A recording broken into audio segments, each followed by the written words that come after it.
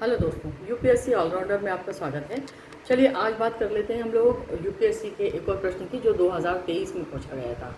तो प्रश्न ये था कि हिमालय के जो ग्लेशियर हैं उनका पिघलने से भारत के जल संसाधनों पर किस प्रकार का दूरगामी प्रभाव पड़ेगा, या ये जो ग्लेशियर पिघलेंगे तो भारत के जो जल संसाधन है उस पर किस प्रकार से ये प्रभाव डालेंगे, है ना।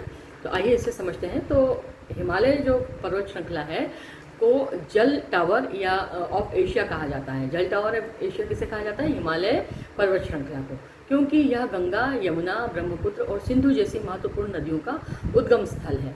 हिमालय की जो स्थिति है वो लगभग 9,500 ग्लेशियर भारत सहित समस्त दक्षिण एशिया में करोड़ों लोगों के लिए जीवनदायिनी जल उपलब्ध कराते हैं। लेकिन हाल ही के वर्षों में जलवायु परिवर्तन और वैश्विक तापमान में वृद्धि की वजह से इन ग्लेशियरों में जो तेजी से पिघलने की घटनाएं बढ़ी हैं, जिससे भारत में जल संसाधनों पर गंभीर और दूरगामी परिणाम पड़ने की आशंका उत्पन्न हो गई है। अब प्रारंभिक लाभ और दीर्घकालीन हानि क्या क्या है?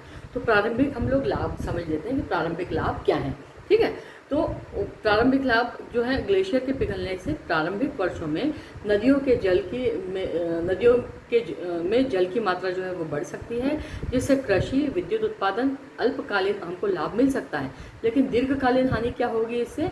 तो दीर्घकालीन हानि होगी कि ये क्षणिक लाभ है ना। जब ग्लेशियर अत्यधिक पिघल जाएंगे तो उनका जल स्रोत जो है वो समाप्त होने लगेगा, जिससे नदियों का जल प्रवाह जो है वो असंतुलित हो जाएगा और जल संकट हमारे देश में उत्पन्न हो जाएगा।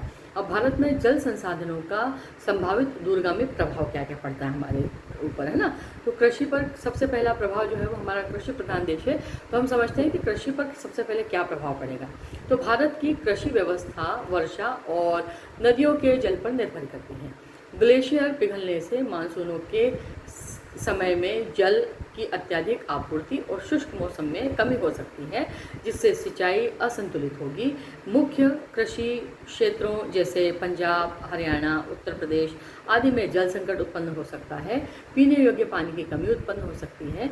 हिमालयी नदियां जो हैं उनमें उनका जो जल है वो करोड़ों लोगों को पीने का पानी मुहैया कराता है, उसका प्रमुख स्रोत है। तो ग्लेशियरों की जब समाप्ति हो जाएगी तो जल की गुणवत्ता और उसकी उपलब्धता दोनों पर असर पड़ेगा। अब जल विद्युत उत्पादन में गिरावट। तो भारत में कई जल विद्युत परियोजनाएं ऐसी हैं जैसे टिहरी, भागीरथी, सतलुज आदि जो नदियां हैं हिमालयी नदियों पर आधारित हैं। ठीक है, तो जल की निरंतर कमी से इन परियोजनाओं का जो संचालन है वो बाधित हो सकता है और ऊर्जा संकट भी इससे उत्पन्न हो सकता है। तो जल विद्युत उत्पादन में गिरावट आएगी। अब बाढ़ और जलवायु आपदाएं क्या क्या हो सकती हैं? तो ग्लेशियरों के तेजी से पिघलने से ग्लेशियर जो है लेक आउटबर्स्ट, जिसको हम लोग GLOF, हमने इसके ऊपर एक वीडियो बनाया है, आप वो जाकर के देख सकते हैं। तो वो घटनाएं भी हमारे यहाँ पर बढ़ सकती हैं ना। लेक आउटबर्स्ट फ्लड की घटनाएं बढ़ सकती हैं। अचानक बाढ़, भूस्खलन और आपदा जैसे प्रबंधन की चुनौतियां हैं वो हमारे लिए बढ़ सकती हैं। भूजल पर भी दबाव पड़ेगा। तो सतही जल में जब कमी हो जाएगी तो कृषि और अन्य ज़रूरतों के लिए भूजल का दोहन बढ़ेगा, जिससे जो ज़मीन का जो जल स्तर है वो भी नीचे आ जाएगा, है ना। अत्यधिक नीचे चला जाएगा तो दीर्घकालीन जल संकट, ना ज़मीन में से जल निकल पाएगा और नदियों से भी जल समाप्त हो गया तो इस तरीके से जो जल संकट है वो और अधिक बढ़ जाएगा। पारिस्थितिक असंतुलन और जैव विविधता पर भी इसका प्रभाव पड़ेगा। तो क्या प्रभाव पड़ेगा? तो हिमालयी पारिस्थितिकी तंत्र में असंतुलन उत्पन्न होगा।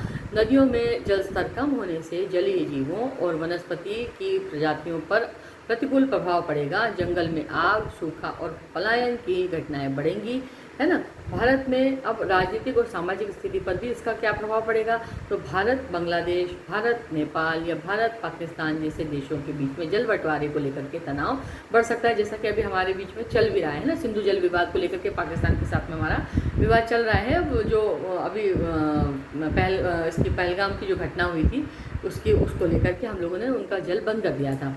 तो जल संकट से समाज में असंतोष, पलायन और आंतरिक संघर्ष की संभावनाएं भी बढ़ सकती हैं। अब इससे निष्कर्ष क्या निकलता है? तो हिमालयन ग्लेशियरों का पिघलना केवल पर्यावरणीय चिंता नहीं है, यह भारत के आर्थिक, सामाजिक और राजनीतिक भविष्य से भी जुड़ा हुआ गंभीर संकट है।